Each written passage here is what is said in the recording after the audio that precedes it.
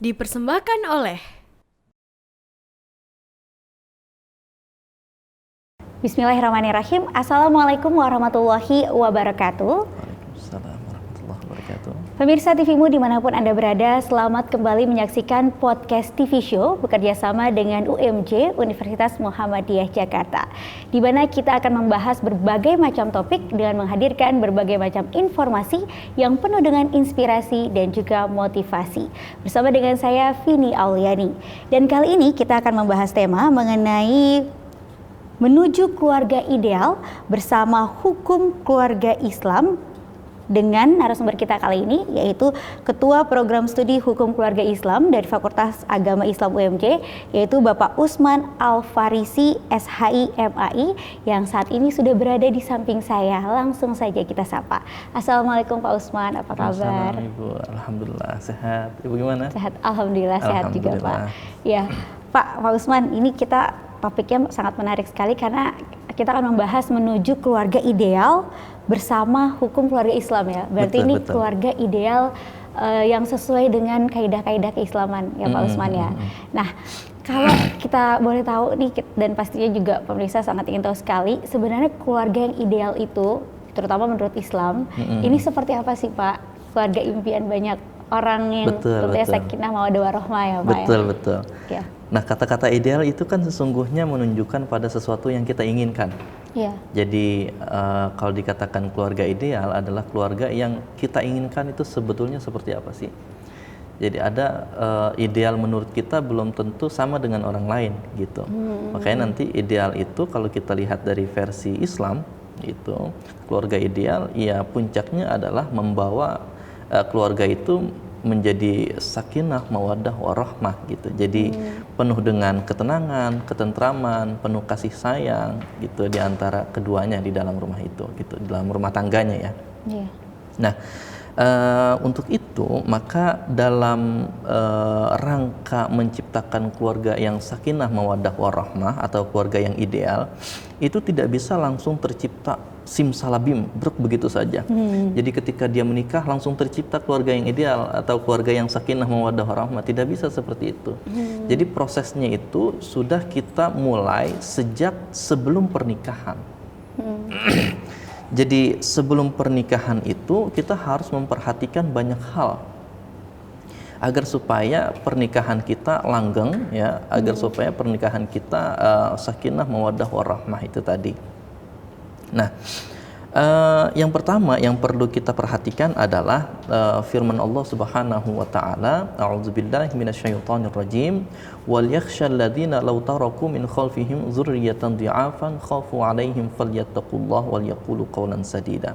Dan hendaknya orang-orang yang beriman itu takut ya, wal yakhshal ladzina law taraku min khalfihim. Orang-orang yang beriman itu hendaknya takut untuk meninggalkan anak keturunan mereka dzurriyyatan dhi'afan. Jadi jangan sampai meninggalkan anak keturunan kita itu dalam keadaan lemah. Lemah itu ya lemah iman, kemudian lemah ilmu pengetahuan, kemudian juga lemah ekonomi ya, lemah pendidikan ya, dan khususnya juga lemah fisik ya. Maka bagi orang tua jika mereka menginginkan anaknya untuk bahagia, anaknya mendapatkan keluarga yang sakinah mawaddah warahmah, katakan seperti itu, maka seorang wali dari perempuan itu juga harus memperhatikan calon suami dari anak perempuannya itu gitu. Jadi kalau dikatakan misalkan saya tidak mau menikah dengan perempuan ini. Kenapa? Dia matre. Padahal sesungguhnya bukan matre. Itu adalah sesuatu yang logis, itu adalah sesuatu yang pantas, yang wajar untuk kita perjuangkan. Dalam artian orang tuanya itu sudah mendidiknya dari kecil, kemudian orang tuanya membiayai pendidikannya dari kecil, memberikan segalanya, tentu dia tidak akan rela, dia tidak akan bisa melepaskan begitu saja seorang putri perempuannya yang tercinta dibawa oleh seorang laki-laki yang tidak bertanggung jawab. dalam artian tidak bertanggung jawab, misalkan penghasilannya belum jelas gitu, kemudian dalam artian asal usulnya tidak jelas, ya, maka itu harus diperhatikan sebelum kita menikah. Maka sebelum pernikahan, ya, Islam mengajarkan perlu adanya ta'aruf. Ta'aruf itu saling mengenal satu dengan yang lainnya. Jadi prinsip di dalam membangun relasi suami dan istri itu adalah ketersalingan sesungguhnya. Jadi bukan siapa saya, bukan siapa kamu, tapi saling. Makanya dalam rumah tangga nanti ada prinsip tabadul. Tabadul itu prinsip kesalingan. Jadi saling memahami, saling menyayangi, kemudian saling melengkapi, ya. Itulah yang diajarkan dalam dalam Al-Qur'an. Kamu itu adalah merupakan pakaian bagi istri kamu, dan istri kamu, ya, merupakan pakaian bagi kamu. Itu yang sesungguhnya memberikan pelajaran kepada kita bahwa sebagai suami istri, relasi kita, ya, itu juga saling melengkapi, saling memahami, saling menyayangi. Intinya adalah prinsip tabadul itu, ya, ketersalingan. Jadi sehingga tidak ada yang superior, ya, tidak ada yang superior. Kita paham bahwa laki-laki dan perempuan memang mempunyai perbedaan kodrat, ya, secara biologis berbeda, ya, kemudian secara anatomi tubuh juga berbeda, secara reproduksi kita juga berbeda. Tetapi dari segi misalkan untuk mendapatkan akses pendidikan, laki-laki dan perempuan sama, ya. Untuk beribadah secara maksimal, laki-laki dan perempuan sama, ya. Untuk berbuat kebaikan di masyarakat, laki-laki dan perempuan juga punya hak yang sama, ya. Oleh karena itu sesungguhnya kita dalam pernikahan itu nanti walaupun laki-laki menjadi suami, ya, dan perempuan menjadi istri, bukan berarti nanti ketika sudah berkeluarga harus selalu suaminya yang mencari uang atau mencari nafkah, ya. Dalam beberapa kasus, ya, dalam beberapa dalam beberapa kesempatan itu dicontohkan oleh orang-orang yang oleh orang-orang lain. Mereka membuat kesepakatan suaminya yang di rumah menjaga anak-anaknya, istrinya yang mencari nafkah. Selama tidak ada perselisihan, dalam artian selama keduanya sepakat, maka tidak masalah. Gak apa-apa. Tapi ini kan biasanya ada pemahaman yang berkembang di masyarakat. Kalau seorang suami itu kan harus bertanggung jawab. Betul. Dan salah satu wujudnya itu kan mencari nafkah. Ini tapi nggak apa-apa itu. Betul. Pak Usman, bahwa yang harus kita pahami sebagai laki-laki adalah laki-laki itu punya tanggung jawab yang lebih daripada perempuan. Tapi selama pasangan dalam rumah tangga itu punya kesepakatan dan dua-duanya ridho. Dua-duanya ridho. Ya? Kuncinya itu, ya, syaratnya itu dua-duanya ridho. Ya. Jadi tidak ada paksaan, maka tidak ada masalah. Jadi kita kembali kepada konsep tabadul itu tadi. Tabadul itu tadi, saling itu tadi, ya. Jadi prinsip kesalingan, ya. Jadi saling legowo, saling memahami dan lain sebagainya. Jadi itu yang pertama tadi, ada proses ta'aruf, ya, ada proses ta'aruf, saling mengenal di antara keduanya, ya. Setelah proses ta'aruf, ta'aruf itu biasanya kan lebih intens lagi setelah adanya proses khitbah. Jadi khitbah itu adalah lamaran, ya, adalah lamaran atau tunangan gitu. Nah, tentu dengan syarat-syarat dan ketentuan yang berlaku di dalam khitbah, ya. Salah satu syaratnya adalah tidak boleh meminang perempuan yang sudah dalam pinangan orang lain. Kalau dalam bahasa Gen Z sekarang nggak boleh nikung. Nggak boleh nikung, ya. Iya, betul. Nikungnya di sepertiga malam, ya. Nikungnya di sepertiga malam gitu. Itu. Nah, kecuali perempuan yang sudah dilamar itu menyatakan menolak laki-laki yang pertama, atau mungkin membatalkan, ya. Atau membatalkannya, atau katakan laki-laki yang pertama memberikan izin atau mempersilahkan laki-laki yang kedua untuk melamar perempuannya itu, gitu. Maka itu tidak ada masalah, gitu, ya. Ya. Jadi untuk membentuk keluarga yang ideal, keluarga yang sakinah mawaddah warahmah, itu perlu kita lihat dari sebelum kita menikahnya itu tadi, ya. sebelum kita menikah. Jadi harus ada khitbah terlebih dahulu, rasa saling mengenal ya, kita saling mengenal satu sama lain sehingga ketika nanti sudah menikah itu nggak kaget. Nggak kaget. Dan ada rasa itu tadi ya, saling bisa untuk menerima atau memahami. Betul. Dan mungkin itu juga termasuk konsep sekufu ya Ustadz ya. Konsep sefrekuensi mungkin ya kalau bahasa sekarang ya. Bahasa sekarang ya. Sefrekuensi. Ya. Baik, ini kita jadi banyak dapat ini nih ya, masukan, karena tadi itu yang perlu diperhatikan untuk membentuk keluarga ideal. Salah satunya adalah dari awal mulanya itu dengan memilih pasangan hidup ya Ustadz ya. Tadi dengan ta'aruf, tadi yang saling itu apa Ustadz bahasanya? Tabadul ya, tabadul, saling melengkapi, saling bisa menerima, termasuk saling ridho dan legowo ya Pak Usman. Baik, kita akan lanjutkan kembali, namun kita jeda sejenak terlebih dahulu ya Pak Usman dan juga pemirsa, karena kita akan simak dulu pesan-pesan berikut ini.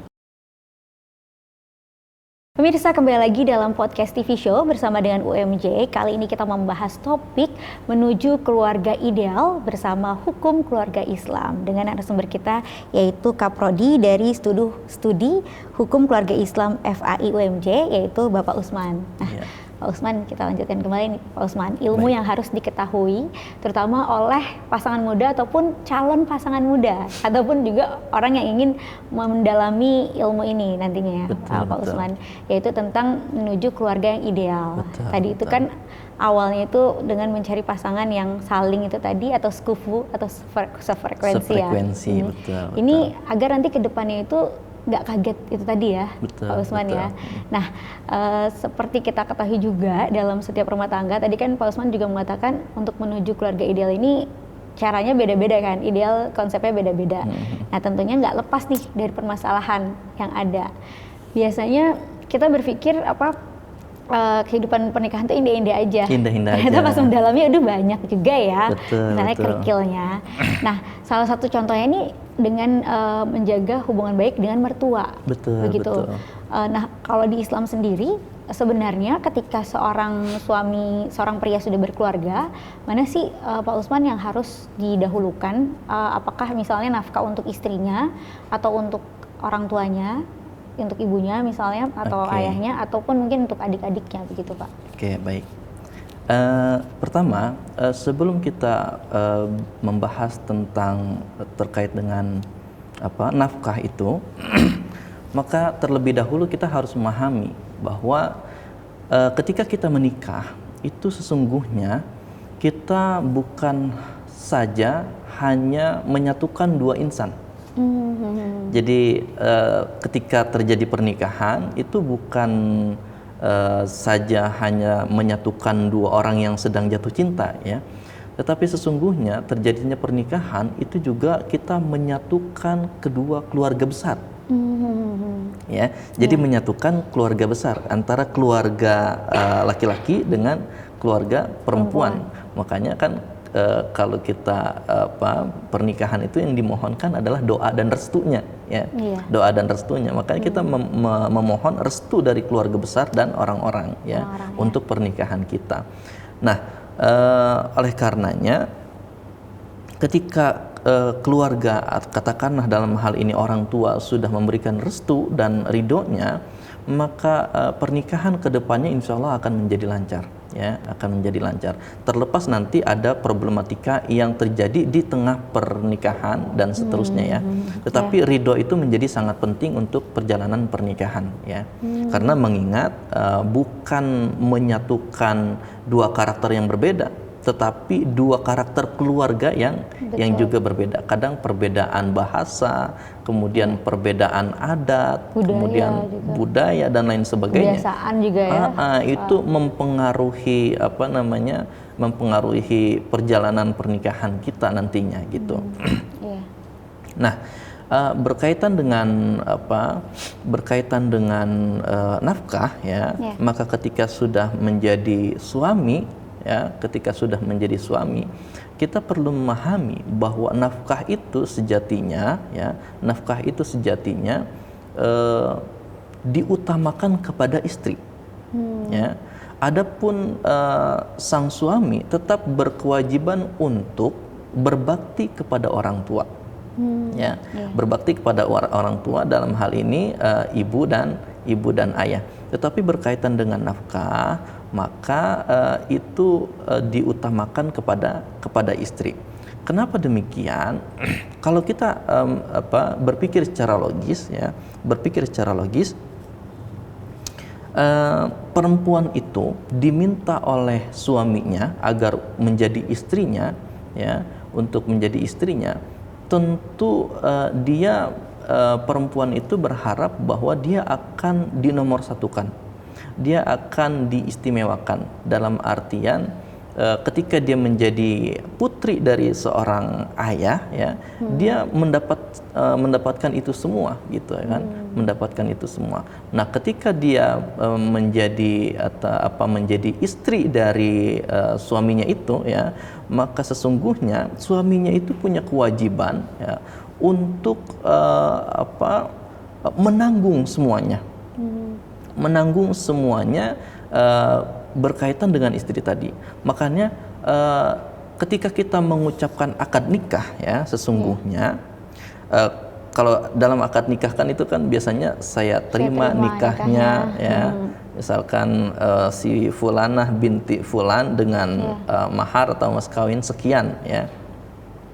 Maka ketika seorang pria mengatakan saya terima nikahnya, itu adalah sesuatu yang sakral dan sesungguhnya itu adalah pelimpahan tanggung jawab, ya, dari sang ayah yang menjadi wali kepada sang suami, ya. Ketika terjadi akad nikah, maka tanggung jawab itu, ya, dilimpahkan kepada suami. Yang tadinya tanggung jawab ayah dilimpahkan kepada suaminya itu. Artinya gini, katakan suaminya namanya si fulan lah, ya, si fulan. Hei fulan, bahwa anak perempuan saya ini, putri saya ini, dari kecil saya berikan yang terbaik, ya, sholatnya saya jaga, ya, akhlaknya saya jaga, semuanya saya ajarin, ya, bahkan surga nerakanya saya tanggung dari kecil sampai besar, gitu, ya. Maka tatkala terjadi perpindahan tanggung jawab itu, sang suami itu seakan-akan menerima, sekarang saya terima pelimpahan tanggung jawab itu, surga dan nerakanya istri sekarang menjadi tanggung jawab saya, bahagia dan sedihnya istri sekarang menjadi tanggung jawab saya. Maka kalau dikatakan pernikahan sesuatu hal yang bahagia, itu betul. Tetapi di sisi lain, pernikahan adalah sesuatu yang sakral. Kenapa sakral? Ya karena tadi itu pelimpahan tanggung jawab yang cukup besar, ya, yang cukup besar. Jadi sesungguhnya kalau kita lihat di dunia nyata, ya, problematikanya bukan cuma dengan ibu mertua saja, tetapi banyak, ya. Apakah dengan adik ipar, itu kan faktor eksternal, ya. Nah, internalnya beda lagi nanti, dari gaya bahasa, ya, antara suami dan istri kan banyak perbedaan. Apakah itu dari cara ngomongnya yang berbeda, gaya bahasanya yang berbeda, atau cara memperhatikannya yang berbeda. Itu juga kadang terjadi perbedaan sehingga menimbulkan masalah, gitu. Gitu, ya, ya. Baik. Nah, ini biasanya juga ketika kita seseorang ingin melangsungkan pernikahan, biasanya kan mereka disibukkan untuk persiapan, ya. Persiapan baik itu apakah resepsi ataupun akadnya, pestanya, demikian. Padahal kan ada yang lebih esensi dari itu, gitu. Sebenarnya apa sih yang harus diperhatikan mungkin bagi para calon pasangan gitu yang akan memulai biduk rumah tangga gitu, seperti apa tuh Pak Usman? Pertama-tama bahwa kita tidak bisa langsung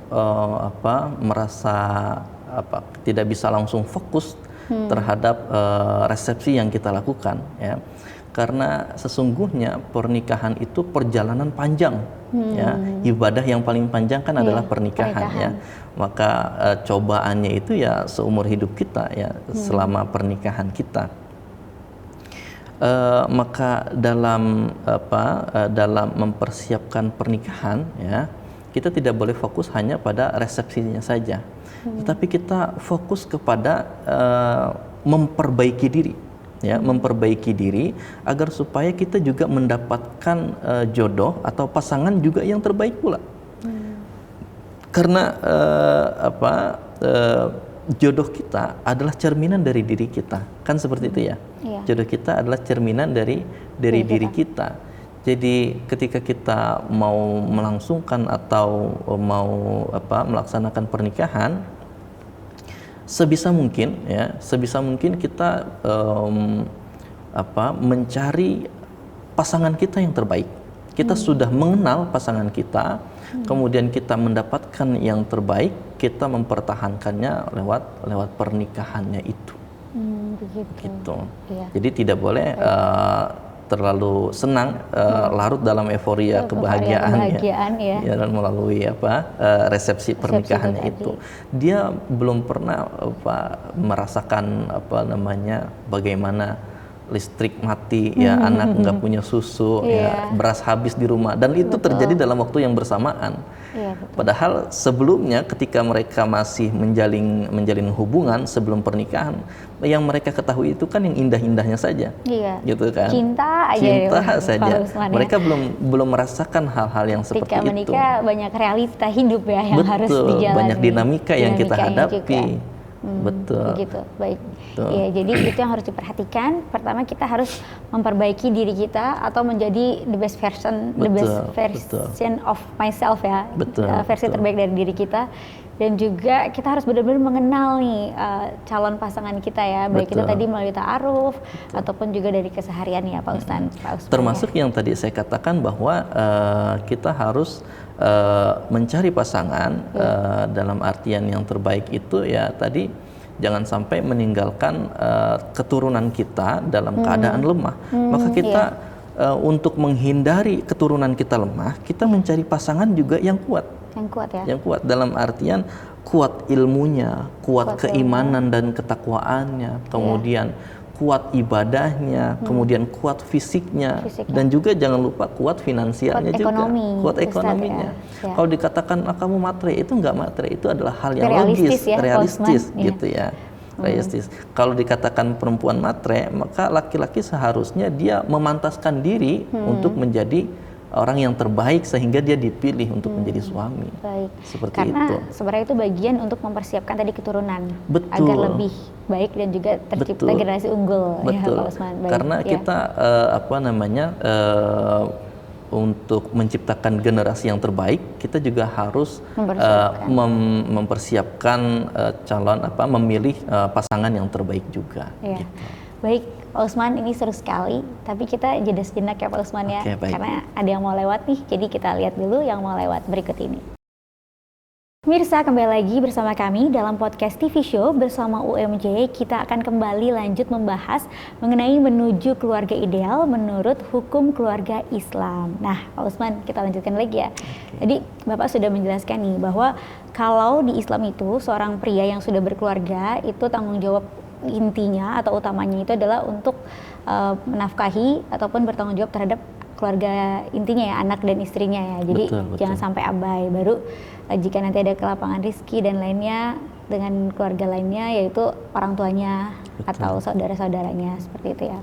Nah, Pak Usman, ini sekarang juga ada kasus yang sedang viral. Kalau boleh ditanggapi juga ya Pak, ini bagaimana menurut hukum Islam? Jadi ada seorang perempuan, seorang istri yang kemudian itu diceraikan oleh suaminya atas desakan dari orang tuanya. Ini tapi kita juga tidak tahu ini detailnya seperti apa, tapi ada clue ataupun indikasi karena permasalahan diantaranya adalah karena ekonomi dan sebagainya. Karena itu tadi karena pihak dari mertuanya atau orang tua laki-lakinya masih mengontrol secara keuangannya begitu. Nah ini kalau dari hukum Islam bagaimana ya melihat dan mungkin harus seperti apa menyingkapinya? Baik, itulah pentingnya kita ta'aruf atau mengenal pasangan kita lebih dahulu sebelum kita menikah dengan dia. Apakah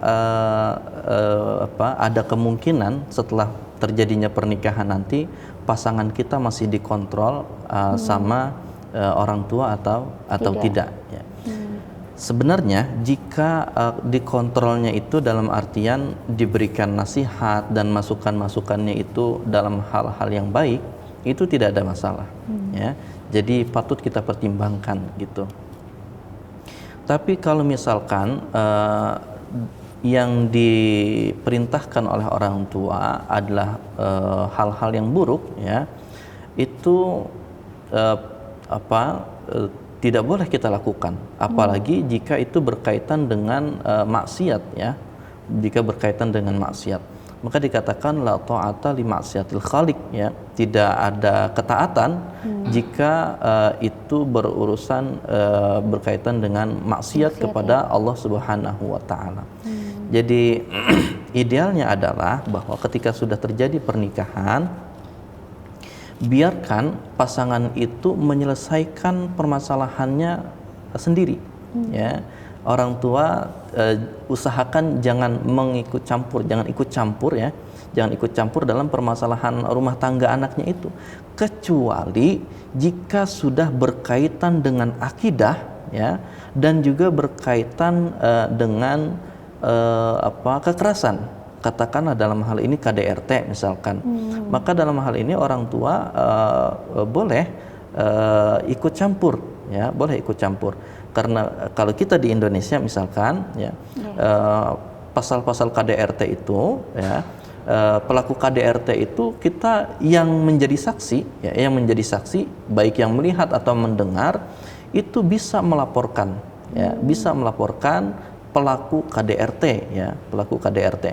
Maka ketika orang tuanya tahu bahwa anaknya ini menjadi korban KDRT, orang tuanya tidak masalah. Maka dalam hal ini dia dibenarkan untuk ikut campur dalam urusan rumah tangganya. Begitu. Baik, gitu ya, Pak Usman. Jadi ya,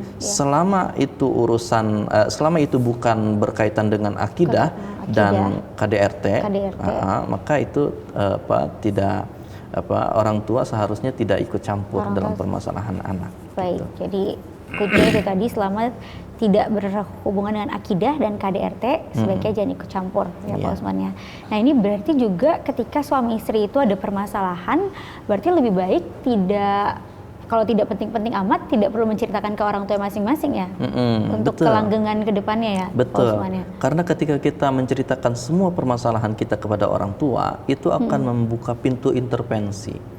Jadi orang tua ada kemungkinan untuk intervensi, masuk lebih dalam ke permasalahan rumah tangga anaknya itu. Iya, bisa jadi udah baikan, tapi orang tuanya masih inget-inget nih mungkin kesalahan pasangannya. Bisa gitu, jadi ya. Istri sudah memaafkan, tapi karena ucapan orang tua jadi marah lagi, gitu. Ya. Ya, baik. Nah, ini seru sekali ya, karena ternyata itu semua diatur dan dipelajari ya dalam hukum keluarga Islam. Hukum keluarga Islam. Hukum keluarga Islam. Nah, di UMJ sendiri kan ada nih program studinya hukum keluarga Islam. Nah, ini mempelajari apa saja sih, Pak Usman? Oke. Dalam hukum keluarga Islam di Prodi HKI Universitas Muhammadiyah Jakarta ada banyak sekali yang kita pelajari. Jadi dua hal yang kita pelajari adalah berkaitan dengan hukum Islam dan hukum umum. Hukum ya. umum. Berkaitan dengan hukum Islamnya nanti kita ada mata kuliah pokok, ya. Dalam hal ini nanti kita akan diajarkan fikih munakahat. Fikih munakahat itu berkaitan dengan pernikahan, ya. Fikih munakahat, kemudian kita akan belajar terkait dengan kaidah-kaidah hukum Islam, seperti misalkan hukum Islam, qawaid fikih, filsafat hukum Islam, dan lain sebagainya. Intinya di dalam hukum keluarga Islam itu kita dipersiapkan untuk menjadi keluarga yang ideal, dan juga dipersiapkan untuk menjadi konsultan keluarga ideal, gitu ya. Jadi karena kita mendapatkan pengetahuan terkait dengan keluarga ideal itu, kita juga bisa memberikan penyuluhan kepada orang lain terkait keluarga ideal itu seperti apa sih, gitu. Jadi di hukum keluarga Islam juga diajarkan hukum-hukum yang terkait, bukan cuma hukum Islam saja, ya, tetapi juga diajarkan tentang hukum perdata, pidana, ya, peradilan agama, dan lain sebagainya yang berkaitan dengan hukum keluarganya itu tadi, ya. Namun demikian, walaupun nomenklaturnya hukum keluarga Islam, nanti gelarnya yang didapatkan adalah SH, ya, tetap SH. Nomenklatur hukum keluarga Islam ini kan sekarang itu merupakan pergantian dari yang sebelumnya adalah ahwal asyakhsiyah. ahwal asyakhsiyah, ya. Kemudian berubah nomenklaturnya menjadi hukum keluarga Islam. Begitupun dengan gelar yang didapatkan untuk mahasiswa prodi hukum keluarga Islam. Dulu gelarnya SHI, kemudian sarjana hukum Islam ya. Sarjana hukum Islam. Yeah. Kemudian berubah menjadi SSY. SSY sarjana apa? Sarjana syariah. Syariah. Oh, betul. sarjana syariah. Sarjana syariah. Kembali lagi ke SHI setelah itu, balik lagi ke hukum keluarga ke sarjana hukum Islam sampai akhirnya sekarang disamakan dengan lulusan Fakultas Hukum ya, prodi hukum murni ya. Jadi gelar yang didapatkan bagi mahasiswa lulusan hukum keluarga Islam adalah SH. Ya, baik, SH. ya. Sehingga dengan seperti itu lulusan hukum keluarga Islam mereka bisa berkompetisi ya dengan lulusan hukum murni. Oke, berarti sudah SH nih gelarnya. Nah, berarti Betul. ini pembagiannya ketika kan 4 tahun ya. 4 tahun ketika di tahun pertama apakah belajarnya tentang hukum umum semuanya ataupun juga ada hukum Islamnya juga, ada hukum Islamnya terlebih dahulu. Nah ini pembagiannya seperti apa nih Pak Usman? Iya, kalau untuk tahun-tahun pertama biasanya kita memberikan mata kuliah dasar. Mata kuliah dasar, kalau dulu disebutnya dengan MKDU ya, mata kuliah dasar umum gitu. Jadi seperti kewarganegaraan, bahasa Indonesia, bahasa Inggris, itu yang sifatnya dasar. Nah, kemudian semester 2 itu juga masih dasar, namun sudah mulai berkaitan dengan hukum Islamnya. Misalkan seperti bahasa Arab, kemudian muamalah, kemudian juga berkaitan dengan pengantar ilmu hukum, ya. Kemudian juga berkaitan dengan dengan ulumul Quran yang berkaitan dengan hukum Islam tentunya ya. Nah, biasanya sudah mulai penjurusan, sudah mulai dikhususkan atau diarahkan untuk konsentrasi mempelajari ilmu-ilmu hukum keluarga Islamnya itu mulai semester 3. Tapi memang tingkatannya belum terlalu kuat, dalam artian bebannya belum terlalu tinggi. Semester 3 naik ke semester 4 ya, kemudian semester 5 dan 6 itu baru mata kuliah yang memang sudah mengarah kepada profil lulusan kita gitu. Baik ya. Nah ini berarti untuk hukum keluarga Islam apakah juga mempelajari misalnya tentang ilmu waris dalam Islam begitu? Betul. Jadi di dalam hukum keluarga Islam nanti dipelajari juga waris ya. Ilmu waris, kemudian dipelajari juga di dalamnya ada ilmu falak juga. Sehingga nanti mahasiswa lulusan hukum keluarga Islam dia mampu untuk menentukan arah kiblat, kemudian juga mampu menentukan waktu sholat, dan juga mereka mampu menentukan awal bulan Ramadan, awal bulan Ramadan atau awal bulan Syawal ya. gitu. Baik. Jadi mereka nanti bisa atau memiliki kompetensi itu gitu. Ya. Nah ini apakah nanti ketika di semester 6 misalnya ada penjurusan khusus lagi pemilahan khusus lagi untuk terkait peminatannya itu, apakah nanti seperti tadi misalnya ada untuk keluarga misalnya ataupun khusus untuk ahli waris, ilmu ahli waris ataupun untuk falak itu tadi, atau umum saja? Nah, jadi tidak ada penjurusan lagi, tidak ada penjurusan lagi. Itu sudah sudah masuk mata kuliah yang sudah disebar di semester-semesternya, sudah disebar di semester-semesternya. Jadi tidak ada penjurusan lagi. Jadi jurusannya tetap hukum keluarga Islam. Cuma kompetensi yang didapatkan nanti banyak gitu. Banyak ya. Itu tadi yang dipelajari diantaranya. Betul.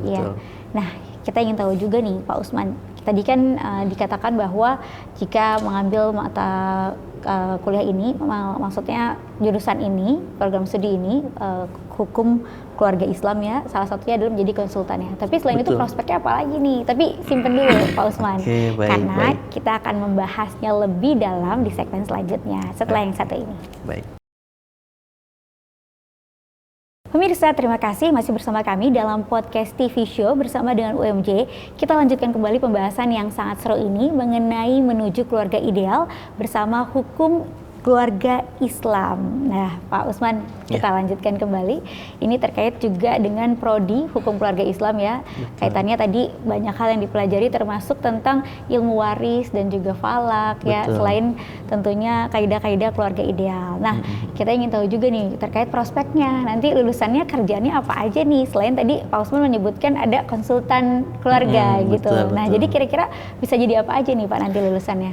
Oke, dengan gelar yang dimiliki oleh lulusan hukum keluarga Islam, ya, sesungguhnya mereka banyak sekali kesempatan untuk menjadi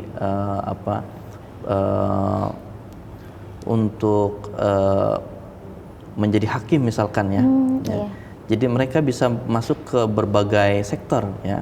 Mereka bisa jadi hakim, kemudian mereka bisa jadi mediator, kemudian mereka bisa jadi advokat, mereka bisa jadi advokat bisa, mereka bisa jadi penyuluh keagamaan, ya, kemudian penyelenggara hukum Islam, ya, dan tentu juga mereka juga bisa jadi praktisi keilmuan atau tenaga pendidik ya, misalkan dalam hal ini guru, dosen dan lain sebagainya. Namun begini. Di prodi hukum keluarga Islam itu profil lulusannya sebagaimana yang disebutkan tadi ya, kesemuanya itu hampir rata-rata membutuhkan pendidikan khusus. Jadi untuk menjadi hakim ada tesnya dulu, kemudian ada pendidikan khusus calon hakim. Gitu. Kemudian untuk menjadi advokat ada pendidikan khusus advokat. Kemudian untuk menjadi mediator ada pendidikan khusus bagi mediator.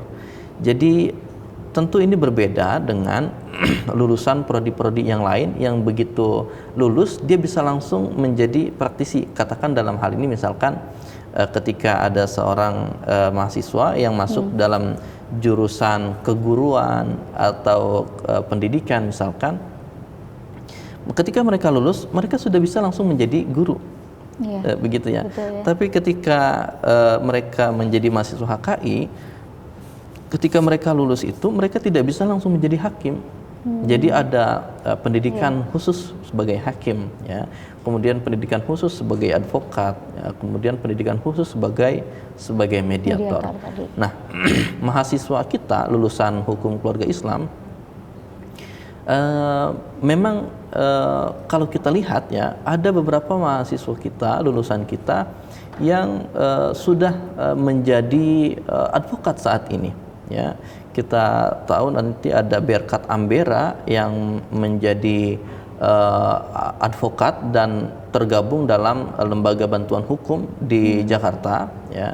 Kemudian ada Haryanto yang saat ini menjadi lawyers ya, advokat dan bergabung bersama Peradin Banten ya.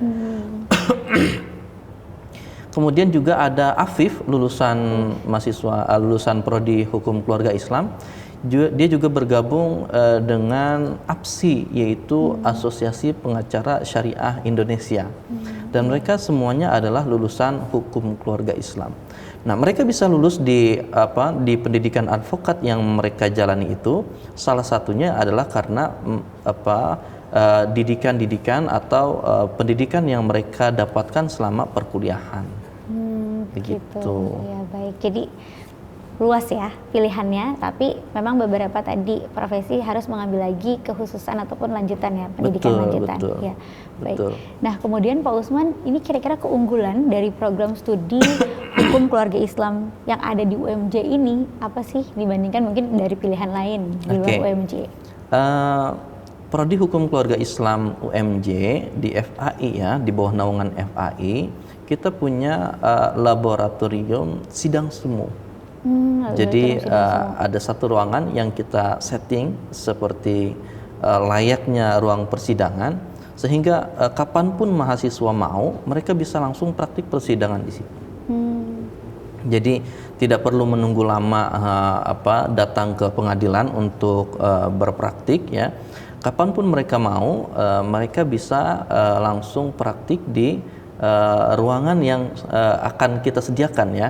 Dalam artian alat-alatnya semuanya sudah terfasilitasi, tinggal kita setting nanti ruangannya menjadi ruangan sidang. Nanti di ruangan sidang yang kita setting seperti halnya ruangan sidang yang ada di pengadilan. Asli, iya. Jadi ada ada meja dan kursi hakim ya, di depan ya. Kemudian ada untuk panitera, kemudian ada untuk 2 orang yang berperkara, juga untuk saksi ya. Juga nanti kita sediakan kain hijaunya di mana itu melambangkan persidangan ya, ruang sidang. Juga kita sediakan toganya ya, baju kebesaran hakim, betul. Juga kita sediakan palu ya, palu untuk hakim ketua. Baik. Gitu. Nah, ini berarti sidang untuk sidang agama ya, untuk pengadilan agama. Gimana? Sidang untuk contoh kasus di pengadilan agama seperti iya, itu. betul, untuk kasus di pengadilan agama. Nah, adapun untuk di pengadilan negeri ya, kurang lebih hampir sama. Hanya saja nanti di pengadilan negeri biasanya ada jaksa. Oh, ada jaksa. Gitu. Pengadilan agama nggak ada. Pengadilan agama tidak ada jaksa tidak ada. gitu. Iya. Kalau di pengadilan negeri atau pengadilan umum itu nanti ada jaksa penuntut begitu. Baik, iya, oke. Nah, biasanya kalau untuk kasus-kasus yang ditangani di pengadilan agama itu seperti apa sih, Pak Usman? Nah, kasus-kasus yang ditangani di pengadilan agama itu berkaitan dengan isbat nikah misalkan. Isbat nikah itu penetapan nikah. Jadi ditetapkan bahwa dia itu sudah menikah. Biasanya ini berlaku bagi orang-orang yang dulunya nikah siri. Yang dulunya nikah siri. Ya. Nikah siri atau tidak orang dicatatkan. ya. Orang zaman dulu kan asal nikah saja, ya. Yang penting nikah halal gitu kan. Tapi tidak dicatatkan di KUA, sehingga tidak ada bukti dan dia tidak diakui oleh negara bahwa dia sudah suami istri. Kemudian ketika mereka ingin keluar negeri, kan ada persyaratan yang menunjukkan bahwa dia suami istri gitu kan. Maka dibutuhkan buku nikah. Bagaimana? Dia harus isbat nikah di pengadilan. Nah, hal lain yang diputuskan di pengadilan itu juga berkaitan dengan waris ya. Kemudian berkaitan dengan perceraian ya. Kemudian berkaitan juga dengan sengketa ekonomi syariah dan lain sebagainya, tentang hibah dan lain sebagainya. Baik, gitu. Ya. Banyak ya kasus yang bisa didalami nanti dari para lulusan ini. Yang penting bukan pembunuhan, karena itu sudah ranah pidana gitu. Ya, tidak mungkin bisa diselesaikan di pengadilan agama. Iya. Gitu. Baik, Pak Usman. Kemudian kira-kira kerjasama yang dijalin baik eksternal maupun internal seperti apa tuh Pak Usman? Nah, kita sudah menjalin kerjasama dengan Basnas. Kemudian kita juga menjalin kerjasama dengan APSI ya. Beberapa waktu lalu kita tekan kerjasama dengan APSI, Asosiasi Pengacara Syariah Indonesia ya. Kemudian juga kita menjalin kerjasama dengan BP4 Jakarta. Itu penyelenggara dan pembinaan perkawinan ya di Jakarta gitu. Kita sudah menjalin kerjasama dengan mereka. Kita juga sudah kerjasama dengan Pengadilan Agama Jakarta Selatan, kemudian Pengadilan Agama Jakarta Pusat dan Jakarta Utara. Jadi ada banyak kerjasama yang kita bangun. Dalam waktu dekat ini kita juga akan jalin kerjasama dengan Peradin Banten. Baik ya. Untuk jaringan alumni ini dari, kalau boleh tahu juga, ini untuk jurusan hukum keluarga Islam ini dari tahun berapa ya Pak Usman di UMJ ini? Oke. Kalau hukum keluarga Islam itu dia termasuk prodi yang tua di Fakultas Syariah ya, Fakultas Agama Islam ya. Kalau dulu kan ada Fakultas Syariah, Tarbiyah dan Usuluddin. Dulu kan namanya seperti itu. Kemudian diganti menjadi Fakultas Agama Islam. Jadi satu gitu. ya sekarang semuanya. Betul. Jadi cukup lama ya, cukup lama, termasuk prodi yang tua di UMJ ini. Gitu. Alumni juga jaringan dengan alumni alumni sudah menyebar, cukup banyak ya? Iya, cukup banyak menyebar, bukan cuma di Jakarta, bukan cuma di wilayah Jawa Barat, tetapi menyebar ya. Menyebar. Dan ada juga jaringan dengan alumni. Betul. Kerjasama yang terjalin juga betul. dengan para alumni. Ya. Betul. Baik, Pak Usman, sebenarnya banyak sekali yang masih ingin dibahas, namun waktunya terbatas nih. Nah, Pak Usman mungkin boleh beri juga sedikit kesimpulan ataupun mungkin juga apa yang perlu diperhatikan bagi pemirsa semuanya ini terkait untuk bisa mewujudkan keluarga yang ideal seperti apa, dan juga terkait ajakan jika ada teman-teman pemirsa yang ingin bergabung dengan fakultas ataupun juga program studi hukum keluarga Islam ini, silahkan. Baik, sesungguhnya untuk menjadi keluarga yang ideal, keluarga yang sakinah mawaddah warahmah, dibutuhkan banyak hal-hal pendukung, dan hal-hal pendukung itu, faktor-faktor pendukung itu kita mulai dari sebelum pernikahan. Nah, salah satu faktor pendukung untuk menciptakan keluarga yang ideal dan sakinah mawaddah warahmah itu adalah dengan memaksimalkan pengetahuan kita tentang tentang keluarga dan pasangan itu. Nah, bagaimana kita memaksimalkan pengetahuan kita? Kita dapat pengetahuan tentang keluarga, mendapatkan pengetahuan tentang pengelolaan rumah tangga. Nah, itu adanya di dalam prodi hukum keluarga Islam. Jadi ketika ada seseorang, katakanlah dia mahasiswa hukum keluarga Islam, maka ketika dia lulus bisa dipastikan dia sudah memahami keluarga yang ideal, ya. Dia bisa memahami keluarga itu idealnya seperti apa. Dia tahu bagaimana cara memadamkan api, atau katakan dia tahu cara menyelesaikan dinamika-dinamika yang ada di dalam rumah tangga. Jadi singkatnya, jika ingin mendapatkan keluarga yang ideal, jika ingin membangun keluarga yang ideal, yang sakinah mawaddah warahmah, jawabannya cuma satu: bergabung dengan prodi hukum keluarga Islam FAI UMJ. Baik, terima kasih Pak Usman tadi atas informasinya dan juga penjelasannya, sangat bermanfaat dan mencerahkan sekali. Dan tadi pesannya juga langsung mengena ya. Iya. Jika ingin salah satu mewujudkan keluarga yang ideal, salah satu usahanya, solusinya itu dengan bergabung ya di jurusan prodi hukum keluarga Islam. Keluarga Islam UMJ. Baik, sekali lagi terima kasih. Sehat dan sukses selalu Pak Usman. Amin, sehat juga buat. Amin.